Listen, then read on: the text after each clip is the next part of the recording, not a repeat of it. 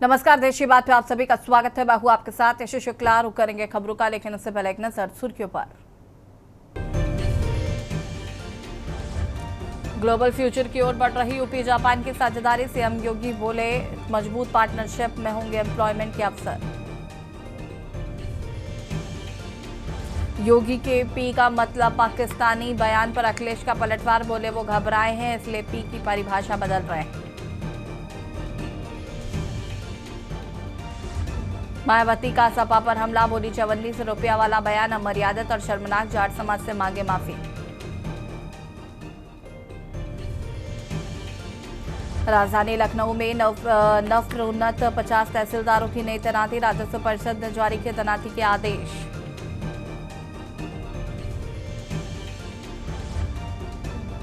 CM Dhami का दावा, 3 लाख से ज्यादा महिलाएं बनी लखपति दीदी। 13,000 से ज्यादा लोगों को ट्रेनिंग और लोन। 2 लाख और महिलाओं को लखपति दीदी बनाने का लक्ष्य। उत्तराखंड की राजनीति में एसआईआर पर घमासान। बीजेपी बोली संवैधानिक प्रक्रिया। कहा कांग्रेस कर रही तुष्टीकरण की राजनीति। आप देख रहे हैं के न्यूज, खबरों का सारथी। और अब आपको लखनऊ से खबर बता देते हैं। मुख्यमंत्री योगी आदित्यनाथ ने चीनी उपलब्धता को लेकर की समीक्षा। चीनी मिलों में कुल 179.38 लाख क्विंटल चीनी उपलब्ध। सहकारी चीनी मिलों में 23.60 लाख क्विंटल भंडार। निगम चीनी मिलों में 5.28 लाख क्विंटल भंडार। निजी चीनी मिलों में 150.50 लाख क्विंटल भंडार। चीनी की कालाबाजारी करने वालों पर कार्रवाई होगी। एस्मा के तहत नियमानुसार कड़ी कार्रवाई की जाएगी। उत्तर प्रदेश में किसानों को रिकॉर्ड गन्ना भुगतान। 48 लाख किसानों को बांटे गए 3,217 करोड़ रुपए। 15 अक्टूबर से शुरू होगा गन्ने का नया पेराई सत्र।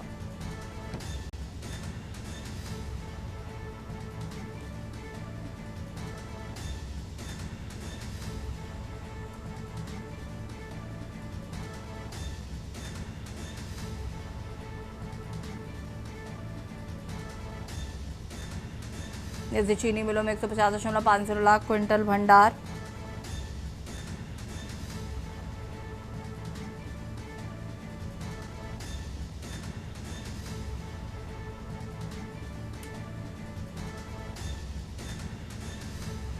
उत्तर प्रदेश में किसानों को रिकॉर्ड गन्ना भुगतान।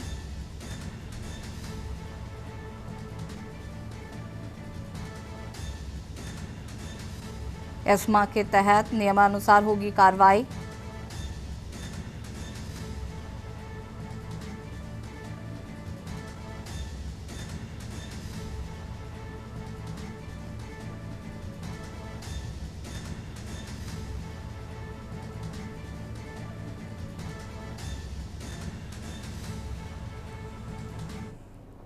लखनऊ से खबर। मुख्य चुनाव आयुक्त ज्ञानेश कुमार का लखनऊ दौरा। मुख्य चुनाव आयुक्त 24 और 25 को लखनऊ दौरे पर रहेंगे। अधिकारियों के साथ जनजी से संवाद करेंगे मुख्य चुनाव आयुक्त। विद्यार्थियों के साथ मुख्य चुनाव आयुक्त का रहेगा एक सत्र।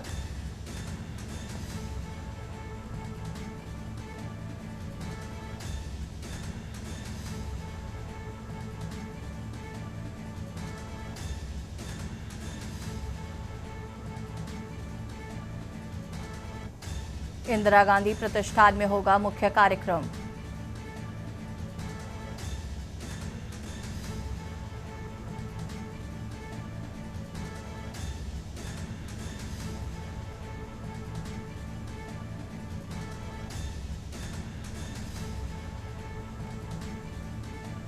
विद्यार्थियों के साथ मुख्य चुनाव आयुक्त का रहेगा एक सत्र।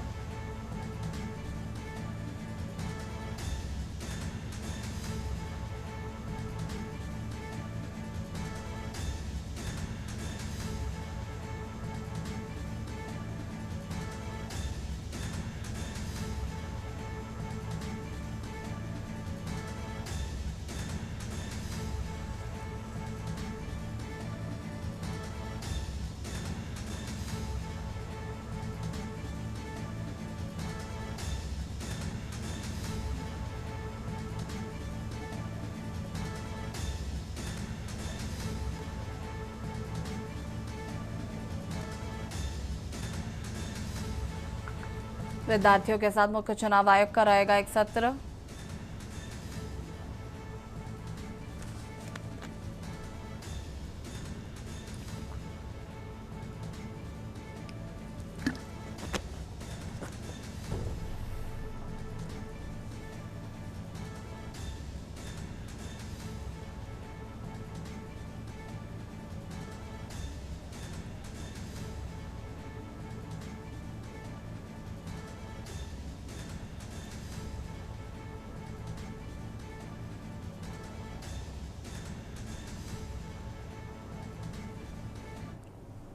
लखनऊ से खबर, जहां पर जल निगम जेई भर्ती पर हाईकोर्ट का बड़ा फैसला। 2013 भर्ती में सामान्य वर्ग की बर्खास्तगी के आदेश रद्द। हाईकोर्ट की लखनऊ बेंच ने नियुक्ति पर सुनाया अहम फैसला। भर्ती की गलती का खामियाजा कर्मचारियों को नहीं भुगतना होगा। स्वीकृत पदों पर नियमित प्रक्रिया से हुई थी नियुक्ति। अभ्यर्थियों पर धोखाधड़ी या हेरफेर का आरोप नहीं था। आरक्षण जरूरी लेकिन कानून के खिलाफ लागू नहीं हो सकता। हाईकोर्ट के फैसले से बर्खास्त जेई अभ्यर्थियों को बड़ी राहत।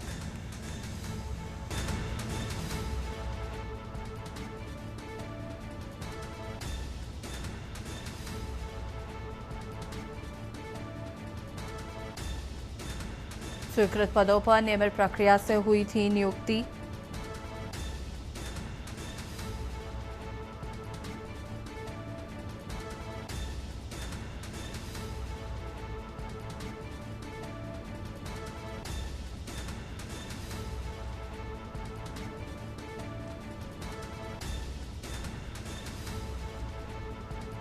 लखनऊ से खबर, जल निगम जेई भर्ती पर हाईकोर्ट का बड़ा फैसला।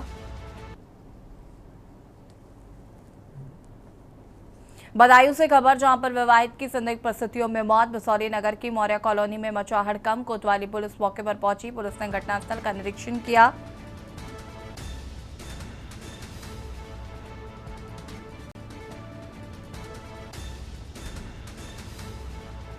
मायके वालों ने की मामले की निष्पक्ष जांच की मांग।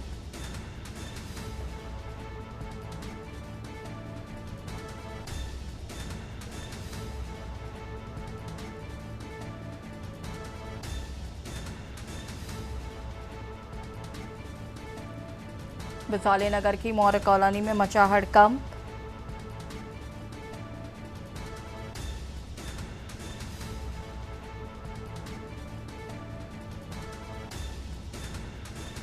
पुलिस ने घटनास्थल का किया निरीक्षण।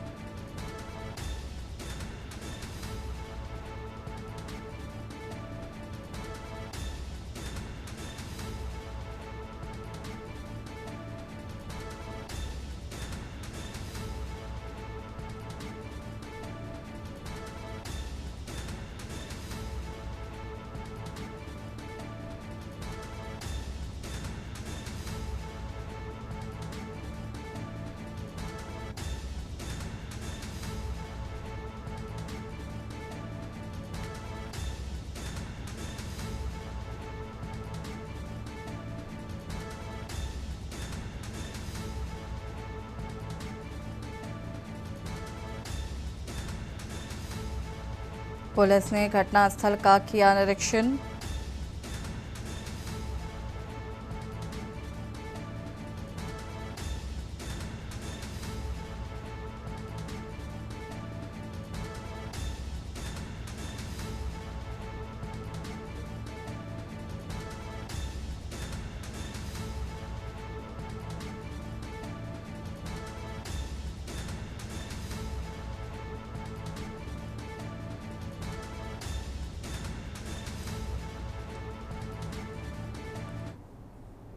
रायबरेली से खबर, जहां पर 3 दिवसीय विकास प्रदर्शनी का शुभारंभ हुआ। बता दें कि जिलाधिकारी सरनीत कौर ब्रोका ने किया प्रदर्शनी का उद्घाटन। राणा बेनी माधव बख्श सिंह स्मृति सभागार परिसर में आयोजन। डीएमएसपी सहित अन्य पदाधिकारी मौजूद रहे।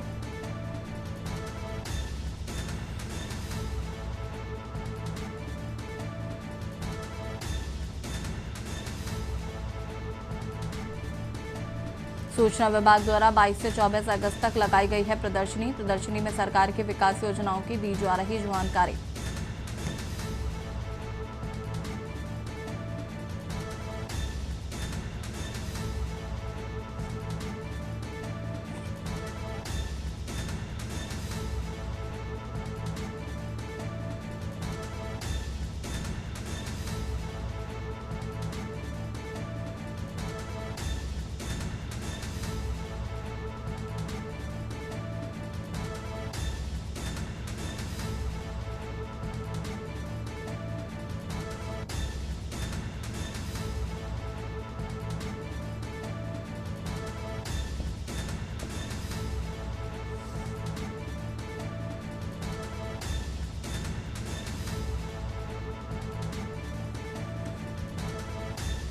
राणा बेनी माधव बख्श सिंह स्मृति सभागार परिसर में किया जा रहा आयोजन।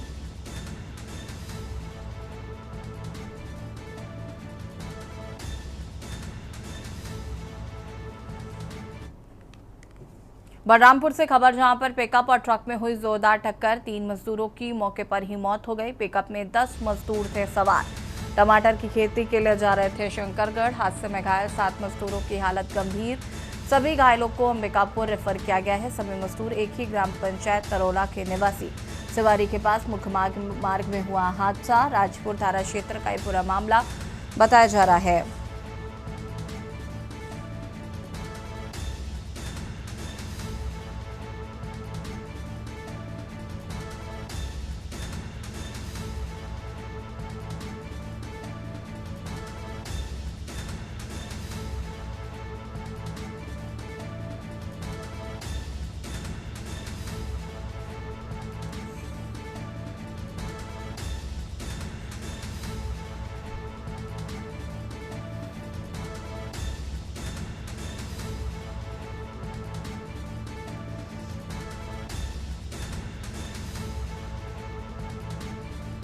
तीन मजदूरों की मौके पर हुई मौत।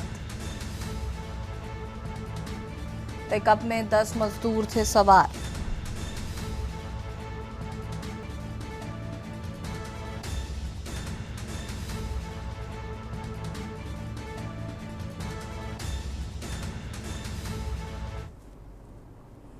फिरोजाबाद में थाना एका क्षेत्र में नहर में नहाने गए एक बाबा को मगरमच्छ ने नहर में खींच लिया, जिसमें बुजुर्ग की मौत हो गई। परिजनों ने बाबा को तलाश किया है, लेकिन उसका कोई सुराग नहीं लगा।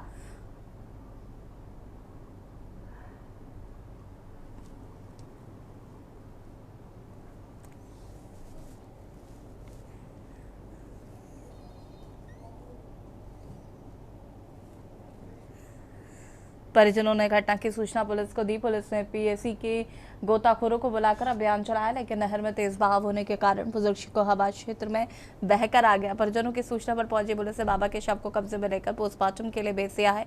जानकारी के मुताबिक हरिशंकर 58 साल निवासी यज्ञमूरपुर परवरई थाना एका अपने परिवार से अलग होकर साधु हो गए थे। नहर में नहाने गए थे। इसी दौरान मगरमच्छ ने नहर के गहरे पानी में उन्हें खींच लिया। परिजनों को घटना की जानकारी हुई तो वो बाबा को खोजने में जुट गए।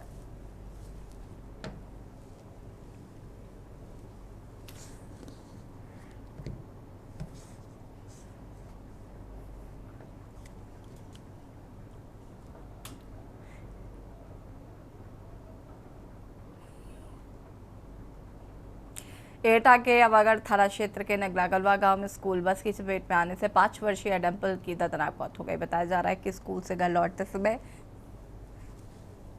बस से उतरने के दौरान मासूम पहिए के नीचे आ गई, मौके पर ही दम तोड़ दिया। हादसे के बाद परिवार में कोहराम मच गया। मृतका डिम्पल पुत्री विवेक निवासी नगला गलवा थी। राजकमल पब्लिक स्कूल नगलापुरा की बस व्यवस्था पर भी सवाल उठ रहे हैं। आरोप है कि चालक कंडक्टर की जिम्मेदारी संभाल रहा था। सूचना पर पहुंची पुलिस ने शव को कब्जे में लेकर पोस्टमार्टम के लिए भेज दिया है।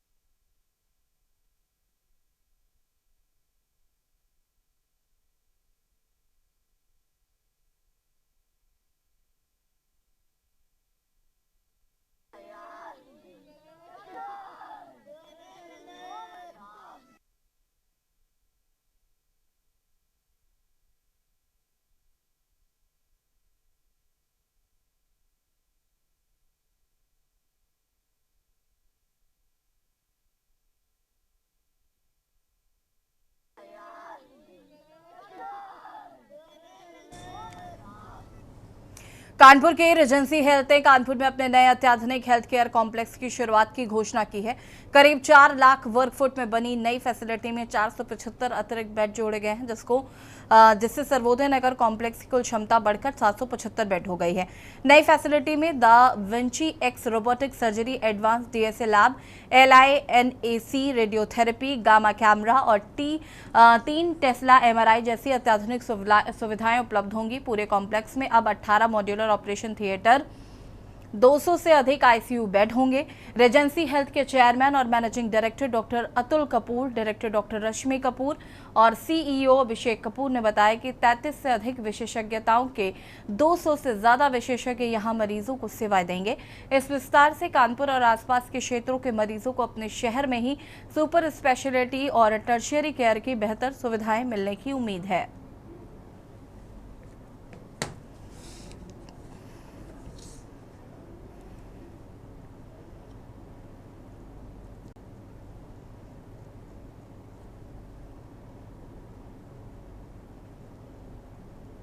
हमारे पास अभी तक चलते हैं उसमें जो हमारे यहाँ कमी थी वो सारी कमियों को इस अस्पताल में पूरा किया गया है। पेशेंट वेलबींग और इन्फेक्शन कंट्रोल का सबसे ज्यादा खास ध्यान यहाँ पे रखा गया है। जैसा कि आप लोगों ने टूर पे देखा होगा, हमारे सिंगल ICUs देखे होंगे, हमारे डेडिकेटेड लिफ्ट लॉबीज कॉरिडोर्स देखे होंगे, सेपरेट एयर कंडीशनिंग पेशेंट्स की, विजिटर्स की, ICU पेशेंट्स की। आज के दिन हॉस्पिटल एक्वायर्ड इन्फेक्शन एक बहुत बड़ी समस्या है, ये बहुत से नर्सिंग होम हॉस्पिटल्स के सामने आ रही है। और उसको ध्यान में रखते हुए ये चीज़ें उस तरीके से करी गई हैं कि वो मिनिमाइज हो। उसके अलावा वर्ल्ड की बेस्ट टेक्नोलॉजी आज यहाँ पर हमने लगाई है, चाहे वो गामा कैमरा है, PET-CT है, MRI है, बेस्ट कैथ लैब है, DSA लैब है, न्यूरो इंटरवेंशन के लिए रोबोट्स हैं, डाविंची रोबोट्स। जो चीज़ आज के दिन कंट्री में बेस्ट ट्रीटमेंट है वो आज के दिन कानपुर में मिल रही है। कानपुर की बात करें तो कानपुर में हर रीजेंसी जितने भी हैं वो बाकी सबसे अलग ही हैं, और ये वाला तो उत्तर प्रदेश में ही सबसे निराला हॉस्पिटल है। सबसे अच्छा, सारी best technology, most advance technology है इस हॉस्पिटल में। और अब इतनी एडवांस टेक्नोलॉजी है कि दिल्ली, बम्बई सब से एट पार है। ये नया है। देखिए, कॉस्ट तो हमारी सारी रीजेंसीज की सेम ही है, यहाँ पर कोई कॉस्ट बढ़ाई नहीं है। हमारा हॉस्पिटल ही आयुष्मान के लिए सिर्फ कार्डियोलॉजी और कैंसर के लिए मान्यता प्राप्त है, तो और हम लोग एम्पैनल्ड नहीं है आयुष्मान के लिए और बाकी सारी चीजों के लिए। हल्द्वानी में प्रधानमंत्री नरेंद्र मोदी, उत्तराखंड के मुख्यमंत्री पुष्कर सिंह धामी द्वारा मोटे अनाज के प्रोत्साहन और उसके व्यापक उपयोग को बढ़ावा देने के प्रयासों के बीच हल्द्वानी में भाजपा नेता और सामाजिक कार्यकर्ता भुवन जोशी ने भुट्टा पार्टी का आयोजन कर लोगों को पारंपरिक उत्तराखंड के मोटे अनाज और उनके स्वास्थ्य लाभों के प्रति जागरूक किया है। नैनीताल रोड स्थित एक बैंक्वेट हॉल में आयोजित कार्यक्रम में नैनीताल सांसद अजय भट्ट, मेयर गजराज बिष्ट, राज्य मंत्री सुरेश भट्ट, मंडी परिषद अध्यक्ष अनिल कपूर टब्बू समेत बड़ी संख्या में भाजपा नेता, कार्यकर्ता, शहर के लोग शामिल हुए।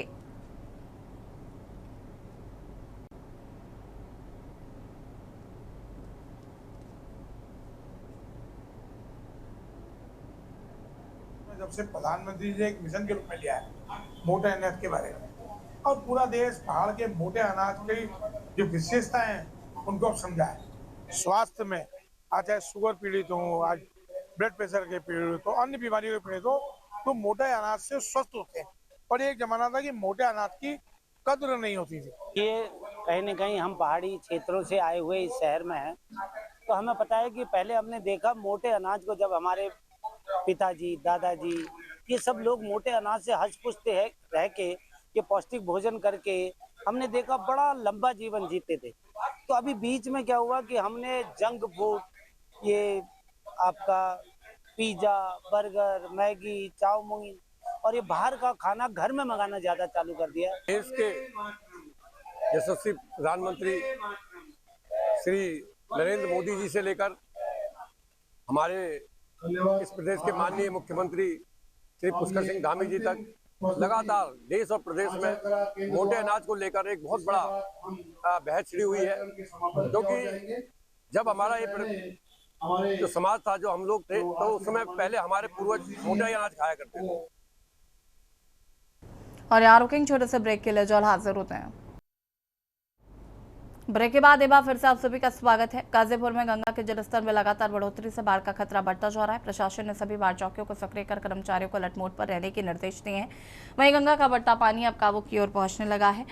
गाजीपुर के गंगा का जलस्तर 2 सेंटीमीटर प्रति घंटे की रफ्तार से बढ़ रहा है। वर्तमान में गाजीपुर में गंगा 61.890 मीटर पर बह रही है, जबकि गंगा का ये जलस्तर खतरे के निशान से करीब 1 मीटर नीचे है। लेकिन गंगा के जलस्तर में लगातार वृद्धि से रिफ्तीपुर क्षेत्र के हसनपुरा, नसीरपुर, नगदलपुर और वीरोपुर गांव तक बाढ़ का पानी पहुंच गया है। रिफ्तीपुर से मां कामाख्या धाम जाने वाले मार्ग पर भी बाढ़ का पानी आ गया है। नगदलपुर स्थित मंदिर के चारों तरफ पानी भरने से लोगों की मुश्किलें बढ़ गई हैं।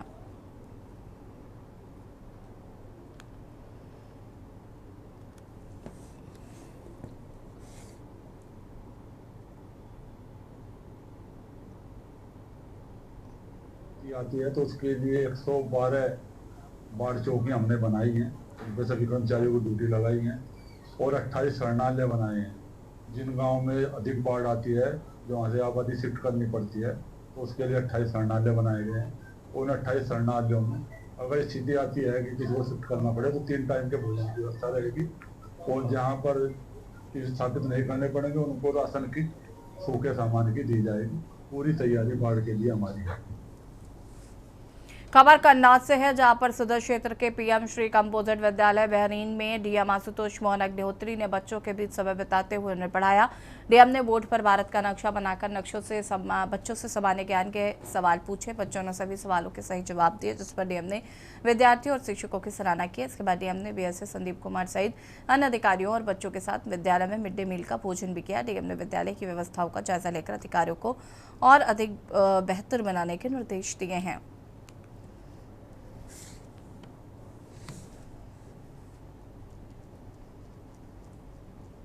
मैं आज कंपोजिट विद्यालय बहरीन आया था। यहाँ पर मुख्य विषय ये था कि यहाँ की आधारभूत ढांचा क्या है, साथ ही साथ बच्चों में शिक्षा की स्थिति क्या है, भोजन की स्थिति क्या है, इन सब चीज़ों का निरीक्षण करना था। मैंने यहाँ पर देखा कि आधारभूत सभी सुविधाएं उपलब्ध हैं, पेयजल, शौचालय और भोजन की व्यवस्था। भोजन करने के लिए बड़ा अच्छा टिन शेड बना हुआ, सभी बच्चे उसी जगह भोजन करते हैं। पठन पाठन की अगर बात करें तो यहाँ पर पुस्तकें भी पर्याप्त हैं। यहाँ पर कंप्यूटर लैब भी है, जहाँ पर बच्चों को मैंने देखा कि कंप्यूटर पर कार्य भी कर रहे हैं। साथ ही साथ पठन पाठन की जो गुणवत्ता है वो भी। हल्द्वानी के बुद्ध पार्क में कुमाऊं भर में दर्जनों बच्चे वन पंचायत सरपंचों से अपनी मांगों को लेकर जोरदार प्रदर्शन किया। वन पंचायत सरपंचों ने वर्षों से मानदेय नहीं मिलने का आरोप लगाते हुए सरकार के खिलाफ आवाज बुलंद की है। प्रदर्शन को पूर्व दर्जा राज्य मंत्री और राज्य आंदोलनकारी हरीश पनेरू ने भी समर्थन दिया है। वन पंचायत संगठन कुमाऊं की अध्यक्ष निशा जोशी ने कहा कि वन पंचायत सरपंच और पंच लंबे समय से बिना मानदेय से अपनी जिम्मेदारियां निभा रहे हैं। उन्होंने 1931 से चले आ रही वन पंचायत व्यवस्था का हवाला देते हुए सरपंचों और पंचों को मानदेय दिए जाने की मांग की है।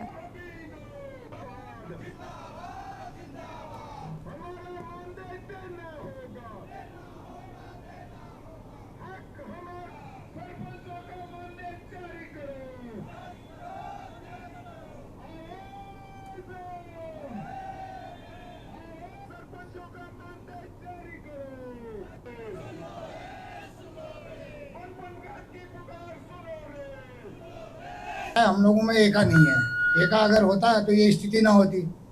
6000 प्रधान है, उन्होंने अपनी मनमानी करवा रखी है। हम 11000 है, हम कुछ नहीं करवा रहे, केवल बिखरे हुए हैं, पूरे उत्तराखंड में फैले हुए हैं। 11217 हमारी संख्या है, जिसमें हम ये चाह रहे हैं कि इनमें एका आए। और 5 साल से मैं प्रयास कर रहा हूँ। अब ये जो आप देख रहे हो ये मेरा ही प्रयास है, जिससे आज ये इकट्ठा हुआ है। जब से हम सरपंच बने अभी मुझे 5 साल पूरे होने को जा रहे हैं, ना हमें कोई मानदेय दिया जाता है। जब वन पंचायतों में आग लगती है, ना हमारा बीमा है, ना हमें कोई ऐसी राशि दी जाती है कि हम अपने वन पंचायतों को सुरक्षित कर पाए, ना हमारे पास कोई उपकरण होते हैं। हमारे जंगल जब धक धक जलते हैं तो ये समझ लिया हमको कितनी पीड़ा होती है, क्योंकि उन बच्चों को जिन्हें हम वृक्ष न मानकर अपने बच्चे मानते हैं, उनको जब जलते हैं तो बड़ी मन में पीड़ा होती है। कहीं से कोई हमको सहयोग नहीं है और सरकार की अनदेखी हमारे प्रति समझ ही नहीं पा रहे क्यों हो रही है। सरकार जो हमारा उत्तराखंड राज्य है ये वन आच्छादित क्षेत्र है और इसमें सरपंचों की अनदेखी किया जाना ये आंदोलन की परिणति है। और निश्चित रूप से सरकार को अगर वनों को मजबूत करना है, पर्यावरण का संरक्षण करना है, तो सरपंचों को अधिकार देने चाहिए। इनका मानदेय का मामला है, इनको और तमाम वन अधिकारों से संबंधित जो मामले हैं उस पर सरकार लगातार अतिक्रमण कर रही है।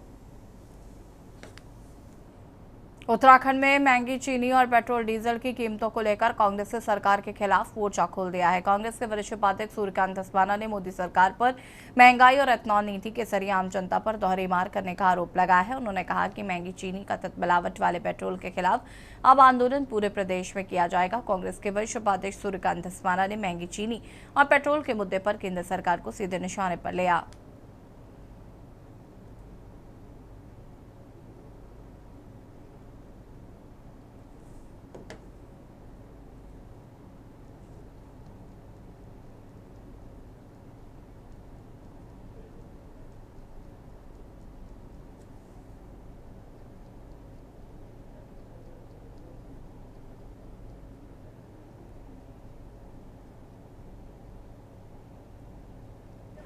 गरीबों की तो चाय कहावत है ना कि गरीबों की तो चाय होती है।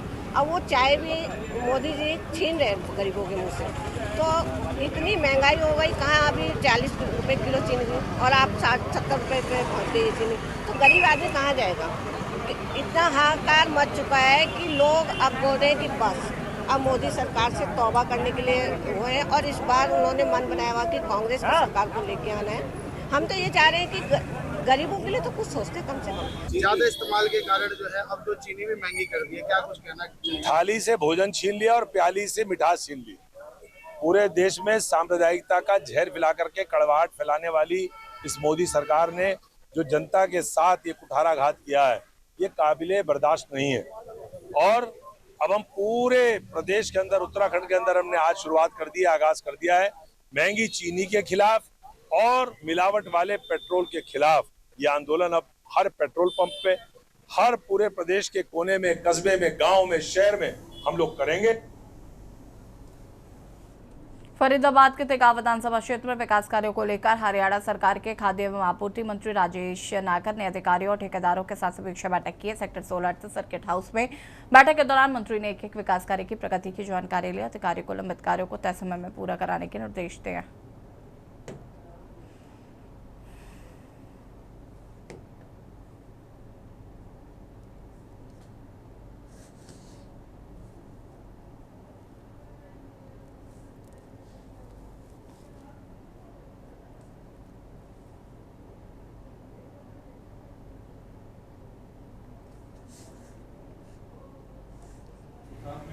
ये पल्ला सिद्धपुर जो रोड है उसमें जो काम चल रहा था, उसमें एक नाले का काम होना था और उसमें एक अंडरग्राउंड पाइपलाइन भी डलनी थी। उसी की वजह से वो काम डिले हो रहा था। उसके लिए उस कॉन्ट्रैक्टर को बोला गया है कि जल्दी से जल्दी वो पाइपलाइन डाले और जो नाले का काम भी जल्दी शुरू करें। मंत्री जी, इसके अलावा कुछ और इस मीटिंग में चर्चा हुई? आगामी जो अभी विधानसभा जिस तरीके से होना, उसको लेके आप क्या कहेंगे? नहीं, इसमें सारे वार्डों के, चाहे सीवर के काम हो, चाहे कोई नालों के काम हो, चाहे सड़कों के काम हो, चाहे इंटरलॉकिंग टाइल के काम हो, सभी के बारे में डिस्कस हुआ है और सभी अधिकारियों को निर्देश दिए गए कि जल्दी से जल्दी जो काम पेंडिंग है उनको जल्दी पूरा किया जाए। एसपी के बिश्नोई का बिजनौर स्थानांतरण होने के बाद पुलिस लाइन मंडी समिति बहजोई में धूमधाम के साथ विदाई समारोह आयोजित किया गया। समारोह में पुलिस विभाग के अधिकारी कर्मचारी मौजूद रहे। विशेष तौर पर डीएम संबल अंकित खंडेलवाल ने एसपी के बिश्नोई को भावभीनी विदाई दी। विदाई समारोह में एसपी के बिश्नोई के लिए गाड़ी को दुल्हन की तरह सजाया गया था। गाड़ी को फूल मालाओं से सजाकर उन्हें सम्मानपूर्वक रवाना किया गया।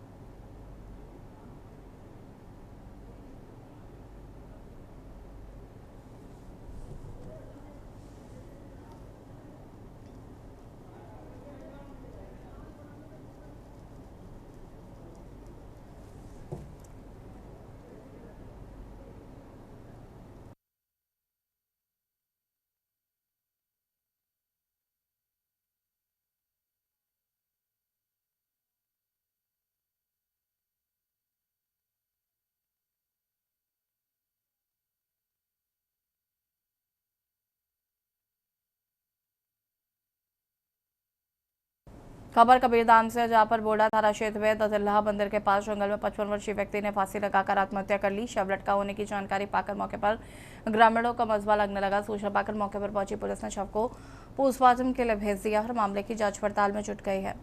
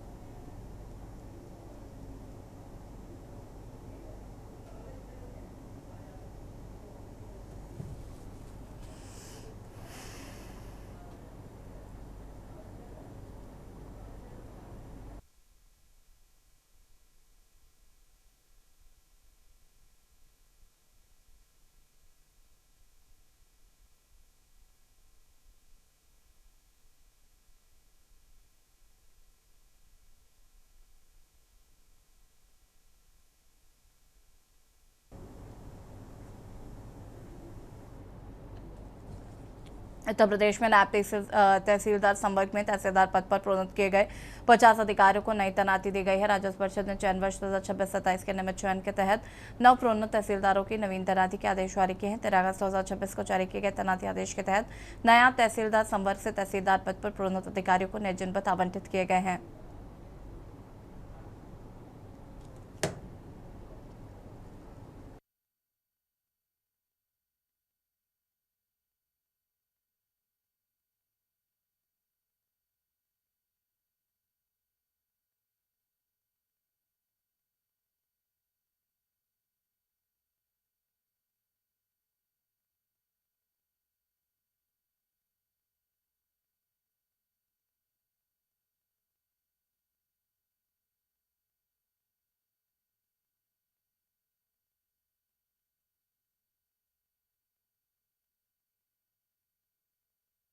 बुलंदशहर में शिकारपुर ब्लॉक क्षेत्र के जानीपुर कला गांव में विकास कार्यों को लेकर ग्रामीणों का गुस्सा फूट पड़ा। ग्रामीणों ने ग्राम प्रधान और सेक्रेटरी के खिलाफ जमकर विरोध प्रदर्शन किया और मुर्दाबाद के नारे लगाए हैं। ग्रामीणों का आरोप है कि गांव में लंबे समय से विकास कार्य नहीं कराए जा रहे। गांव में चारों तरफ गंदगी फैली हुई है।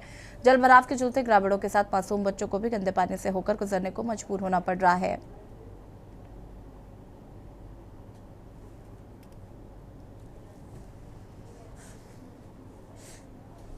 ये पूरा पानी यहाँ पे भरा रहता है, कोई निकासी है नहीं है पानी निकलने की। इस पानी की वजह से हमारे घर में दिक्कत आ रही है। सारी समस्या ये है, हमारा घर जब मर्जी गिर सकता है। बरसात के दिन वैसे चल रहे हैं, ठीक है। फिर धान विधान कोई कुछ नहीं करता। फिर हमारी थोड़ी घर वालों की भी ये है कि चिढ़ते आप है कि हमारे घर में थोड़ी सब में तू मैं हो गई। तू मैं में आपस में चढ़ के हमारे पानी यहाँ भर गया। कोई यहाँ से नहीं निकलने देता, कोई आगे से बंद करवा लेता है, कोई बोलता है कि यहाँ से रास्ता नहीं है पानी का। और ये 4 साल से पानी भरा हुआ है हमारा, और यहाँ पर मच्छर भी हैं, सांप भी निकल आते हैं। 4 साल से हमें बहुत परेशानी है, शहरों में बहुत ज़्यादा दिक्कत है, बीमारी भी फैल रही है, और हमारा इस पानी का समाधान करिए। आगरा पुलिस के एक दरोगा का वीडियो सोशल मीडिया पर वायरल होने का दावा किया जा रहा है। वायरल वीडियो में एक दरोगा महिलाओं से कथित तौर पर गाली गलौज और अभद्र भाषा का इस्तेमाल करता नजर आया। वीडियो थाना डॉकी क्षेत्र का बताया जा रहा है। पुलिस पर कब्जे की कार्रवाई करने का भी आरोप लगाया गया है। महिलाओं के साथ कथित अभद्र व्यवहार को लेकर पुलिस की कार्यशैली पर भी सवाल उठ रहे हैं।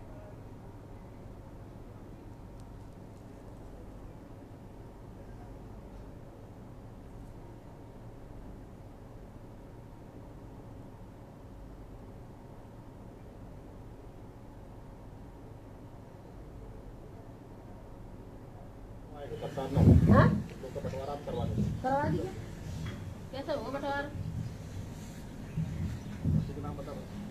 इन लोग किनारे हटो, गाली क्यों दे रहे हो? इससे बात करा, लेके आओ लाठी जाओ, वीडियो नहीं की, गाली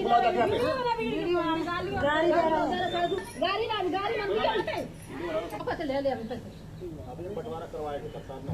हाँ? तो बंटवारा आप करवा दो। करवा दिया कैसे होगा बंटवारा? नाम बता दो। इन लोग किनारे हटो,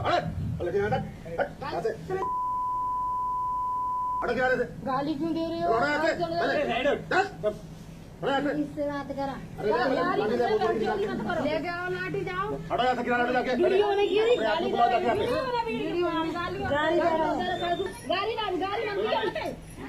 ले ले अभी तक। राजधानी लखनऊ में वीर बहादुर सिंह पूर्वांचल विश्वविद्यालय को नया कुलपति मिल गया। प्रोफेसर राकेश कुमार सिंह को विश्वविद्यालय का नया कुलपति नियुक्त किया गया है। राज्यपाल आनंदीबेन पटेल ने प्रोफेसर राकेश कुमार सिंह की नियुक्ति की है। प्रोफेसर राकेश कुमार सिंह को 3 वर्ष के कार्यकाल के लिए कुलपति नियुक्त किया गया है। उनकी नियुक्ति का आदेश अपर मुख्य सचिव डॉक्टर सुधीर एम बोबड़े ने जारी किया।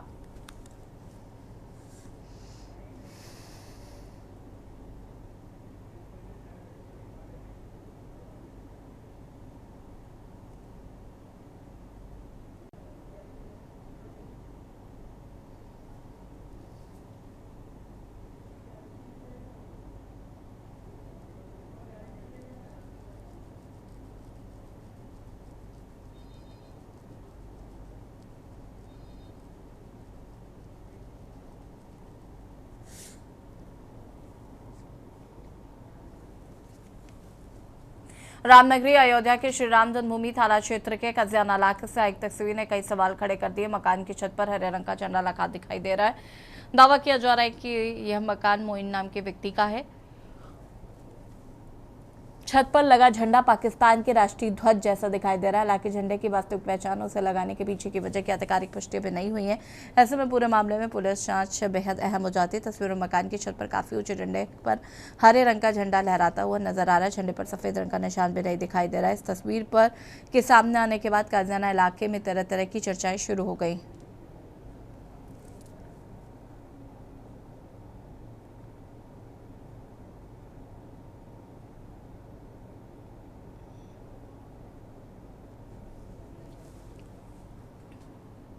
करनाज में के न्यूज जरिया की खबर का दमदार असर देखने को मिला। मारपीट के मामले में समझौता कराने के नाम पर पैसे मांगने के आरोपों से घिरे सिपाही ध्रुव कुमार को एसपी ने निलंबित कर दिया है।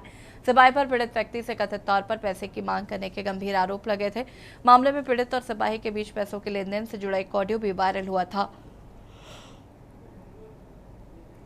पूरा मामला टटिया थाना क्षेत्र के सुरती चौकी का है, जहां सिपाही ध्रुव कुमार तैनात था। पीड़ित ने सिपाही पर मारपीट के मामले में समझौते के नाम पर पैसे मांगने समेत कई गंभीर आरोप लगाए। मामले से जुड़ा ऑडियो सामने आने के बाद के न्यूज इंडिया ने भ्रष्टाचार के आरोपों से जुड़े इस खबर को प्रमुखता से प्रसारित किया था।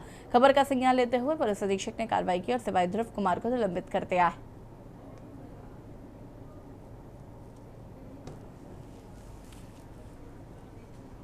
एटा में रात के सन्नाटे में घर में घुसे नकाबपोश बदमाश ने हथियारों के बल पर परिवार को बंधक बनाकर जमकर कहर बरपाया। दहशत के बीच किसी तरह परिवार की एक महिला ने बदमाशों का विरोध किया तो बदमाशों ने बेरहमी से उसे पीटा। यही नहीं, बदमाशों ने परिवार के एक मासूम को भी नहीं बख्शा और उस पर भी जमकर क्रूरता बरपाई। परिवार का आरोप है कि बदमाशों ने दहशत फैलाने के लिए 1 साल के बच्चे को दीवार पर पटका। घटना ने पूरे गांव को झकझोर दिया है।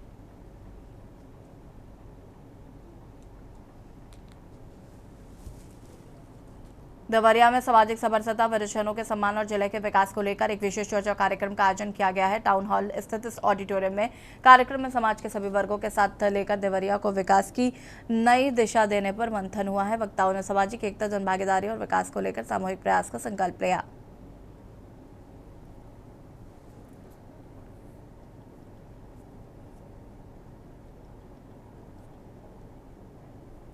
रहता हूँ, मैं सबका सम्मान करता हूँ और आजकल समाज में बहुत गिरावट आ गई, तो मैं हर जाति के लोगों को जोड़ के चलता हूँ और वरिष्ठ जनों का मैं सम्मान कर रहा हूँ। जो समाज में अच्छे काम कर रहे हैं उनके प्रति मैं उनको सम्मान दे रहा हूँ और उनके प्रति मेरा स्नेह हर समय रहता है। इस कार्यक्रम का उद्देश्य क्या है?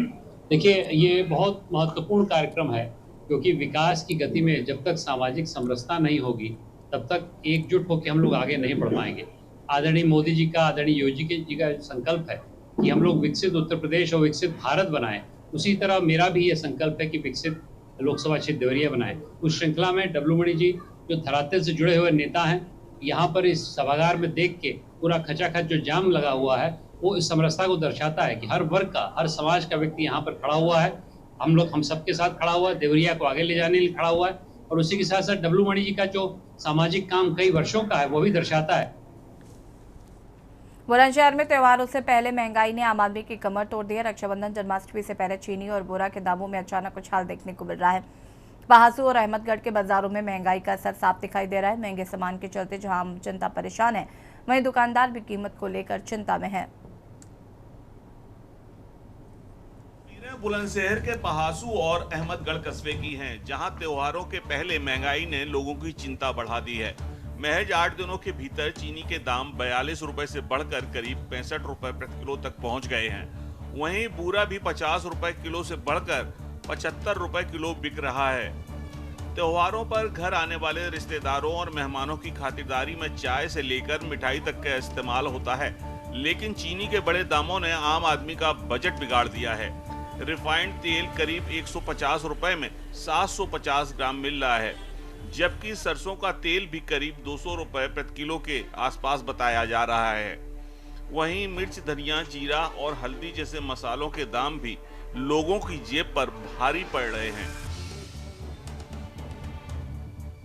सबसे ज्यादा परेशानी मजदूर और गरीब वर्ग के लोगों को हो रही है। लोगों का कहना है कि रोजमर्रा की जरूरत का सामान महंगा होने से घर का बजट बिगड़ गया है और त्योहार मनाना भी मुश्किल होता नजर आ रहा है। इधर मिठाई कारोबारियों की भी अपनी परेशानी है। दुकानदारों का कहना है कि चीनी और दूसरे कच्चे माल के दाम बढ़ने से मिठाइयों की लागत बढ़ गई है। जलेबी, पापड़ी, घेवर और दूसरी मिठाइयों के दाम भी बढ़ने के असर ग्राहकों की खरीदारी पर पड़ रहे हैं। देखिए, ये रेट की बढ़ोतरी तो खैर त्योहारों का होती है, लेकिन ये पहली बार देखने को मिल रहा है। एक साथ 20 से 25 रुपये किलो यानी 2500 रुपये कुंटल चीनी का रेट बढ़ गई। ठीक है, आती है महंगाई। अब इसमें समस्या व्यापारी को ये आएगी कि आदमी मान लो इन्वेस्टमेंट कर भी दे, किसी ने मान लो अब गाड़ी आती है बड़े व्यापारियों की, तो मान लो 500 कट्टे की गाड़ी आई और अचानक रेट डाउन हो गए तो क्या करेगा? समस्या खड़ी हो जाएगी। से आप एक व्यापारी वर्ग से हैं और लगातार जो चीनी ने आसमान छुआ है, क्या आपके होश में पहले भी कभी इतने दाम बढ़े हैं चीनी के? नहीं बढ़े हमारे होश में। हमारी इतनी उम्र होगी, हमने कभी नहीं देखा इतने दाम बढ़े। कितनी उम्र है आपकी? 70 साल। अच्छा, आपको क्या लगता है कि बाजार में चीनी के दाम बढ़ने से किस तरह की समस्या पैदा हो सकती है? सब समस्याएं हैं, आम आदमी नागरिक परेशान है, छोटा तबका क्या करेगा? अपनी रोज गुजर के लिए चीनी जरूर चाहिए, दूध में, चाय में। और चीनी इतनी महंगी होने से सारा बजट रसोईया बिगड़ गया है। महंगाई ज़्यादा है, चरम पे है। सर 1700 रुपये कुंटल चीनी पर बढ़ चुके हैं मात्र 8 दिन के अंदर। 850 रुपये कट्टा बढ़ा है चीनी पर। सुबह से शाम तक ग्राहक से दिमाग मारते मारते परेशान है। जो आता है पहले चीनी के रेट पूछता है। अब कहीं पुरानी चीनी पड़ी है, कहीं कोई नई ले जा रहा है, ताज़ी ले जा रहा है, कहीं मंदी मिल जाती है, कहीं तेज मिले। बाजार बड़ा डिस्टर्ब है। सरकार की आंखें बिल्कुल बंद हो चुकी हैं। एक तरफा तेजी कर दी सरकार ने। क्या होगा गरीब आदमी का? जैसे बहुत जल्दी एक साथ 45 से 60 तक का जो रेट हुआ तो चर्चा होना स्वाभाविक था, वो कोई बात ही नहीं। और त्यौहार का सीजन है तो सभी की इच्छा भी यही है, हमारी भी। मैं समझता हूँ कि शायद सरकार ने भी इस विषय में संज्ञान ले लिया होगा और उम्मीद करता हूँ कि त्यौहार से पहले ही चीनी का रेट उन्हें अपने उसी रेट पर आ जाना चाहिए। दुकानदारों को एक और डर सता रहा है कि व्यापारियों का कहना है कि उन्होंने महंगे दामों पर सामान खरीदकर स्टॉक किया है। अगर अचानक बाजार में कीमतें गिरती हैं तो उन्हें भारी नुकसान उठाना पड़ सकता है। वही ना देखो भैया, 70-75 साल की तो किस तरह की दिक्कतें आ रही हैं सामने? जैसे कि गरीब आदमी की अगर रसोई की हम बात करें तो रसोई में आदमी को जो सबसे ज़्यादा जरूरत पड़ती है चीनी की पड़ती है, क्योंकि रिश्तेदार भी आते हैं, आस पड़ोस के लोग भी आते हैं, मिष्ठान भी बनाते हैं त्योहारों पर। तो किस तरह की दिक्कतें सामने आ रही हैं? अरे ये दिक्कत तो बहुत हुआ, और जो गरीब आदमी त्योहार कहाँ से करे? वो पास पैसा ना तो कहाँ से करे? नहीं, और चीज़ों की अगर बात करें, जैसे कि बताया जा रहा है रिफाइनरी भी बहुत महंगी, 200 रुपये लीटर। हाँ, तेल कहाँ जा रहा हो? सभी चीज़ तेल बढ़ाइए। वहीं आम जनता का कहना है कि त्योहार खुशी और उत्साह का मौका होता है, लेकिन बढ़ती महंगाई ने खरीदारी का उत्साह कम कर दिया है। बाजार की महंगाई देखकर कई बार सामान खरीदे बिना ही वापस लौटने को मजबूर होना पड़ता है। इस वक्त मैं मौजूद हूँ यूपी के जनपद बुलंदशहर में। यूपी के जनपद बुलंदशहर में केन की टीम अहमदगढ़ क्षेत्र में पहुंची है और देखिए बात करते हैं महंगाई की मार को लेकर। महंगाई की मार ने लगातार जनता की कमर तोड़ के रख दी है। जिस तरह त्योहारी सीजन में चीनी ने जो लोगों के त्योहार को फीका बना दिया है, उसी को लेकर केन की टीम ग्राउंड में पहुंची है। देखिए हमारे साथ काफ़ी लोग मौजूद हैं, हम इनसे बात करते हैं कि चीनी को लेकर किस तरह की लोगों के सामने दिक्कत आ रही है। क्योंकि चीनी प्रत्येक परिवार की एक बहुत ही बड़ी ज़रूरत है, क्योंकि किसी के घर में रिश्तेदार हैं, किसी के रिश्तेदार के बच्चे हैं, तमाम लोगों को चाय वगैरह बनानी पड़ती है। उसके लिए चीनी की सभी थोड़ी, और चीनी के एक साथ दाम 65 रुपये किलो होना एक चिंता का विषय। लोगों का कहना गया है कि आज तक उन्होंने चीनी की इतनी कीमत कभी नहीं देखी है। देखिए हमारे साथ एक बुजुर्ग अम्मा मौजूद है जो इनकी उम्र करीब 80 साल के आसपास है। अम्मा जी, क्या नाम है? अम्मा जी, इतनी महंगी कभी चीनी आपने देखी? हमारे बच्चे छोटे छोटे हैं, बहुत जुआ है और घर पर बहुत छोटी खासियत है। जब चीनी को सब रिश्तेदार आने, कौन चाय कहाँ से बनाने, हम कैसे जो बहुत जुआ सुधार करें।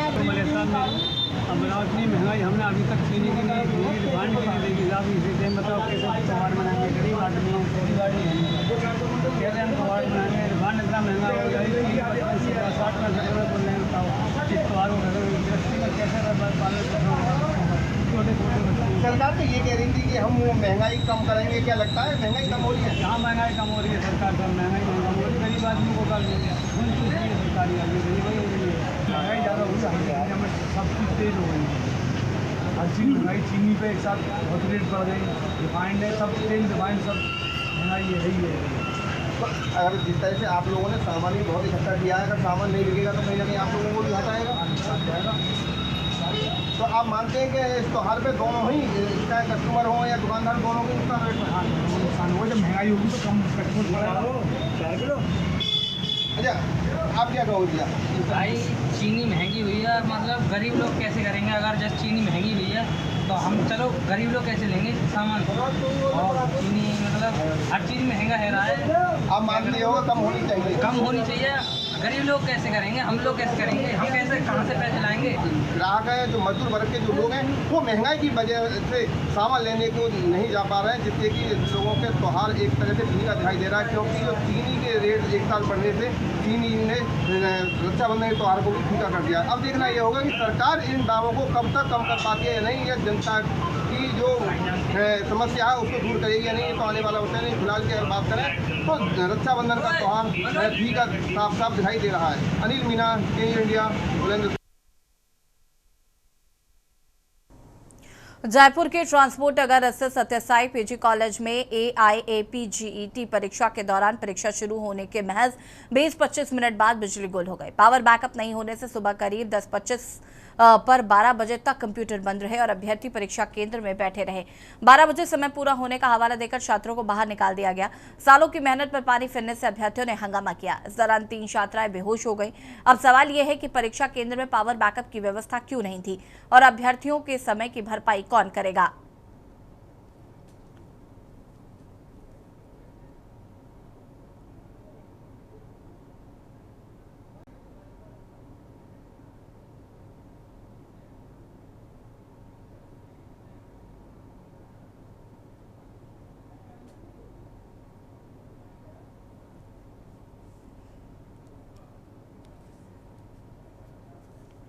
और देश की बात में फिलहाल इतना ही। देखते रहिए के न्यूज़ इंडिया। नमस्कार।